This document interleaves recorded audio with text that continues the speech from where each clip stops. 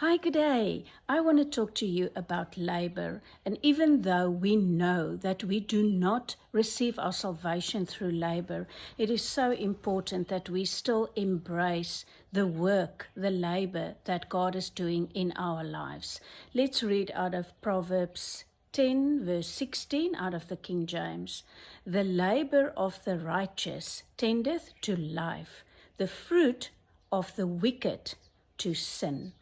It's interesting that in this proverb, the righteous one are defined by their work, their labor, while the wicked are defined by their fruit.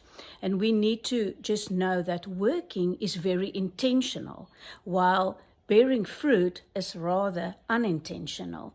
And Solomon observes here that the righteous is righteous because he labored. It's intentional. And that is a constant choice that we need to make, to turn away from carnal ways of thinking and carnal and worldly ways of doing things. So that takes action. It is actual labor that we constantly need to do. And when we do that kind of labor, being intentional about our choices, it leads to life.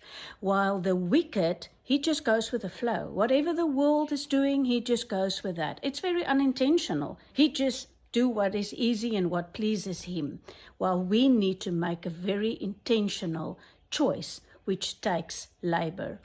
Therefore, it's important that we understand that to have a life of fullness, we need to be intentional about the choices we make. And we need to, the word actually told us that it takes work to do the right thing. We constantly need to keep our gates clean. And that is laboring towards keeping our gates clean. It takes action. It's so easy for us to let our minds drift wherever, or our hearts, we just follow our heart. And that can often bring, sin in our lives, unforgiveness. And it's important that we know that if we are intentional about these choices, it will lead us to purity, to holiness, to righteousness, to be godly. But it's an action, an intentional choice to tend to our gates. And then I just want to end off by saying, a righteous person who makes intentional choices, so who labors, will experience then personally what Jesus meant when he said in John 10 verse 10, I came that they may have and enjoy life and have it in abundance to the full till it overflows. Let us labor in being righteous so that we can walk in the beautiful, abundant life that Jesus has for us. I bless you.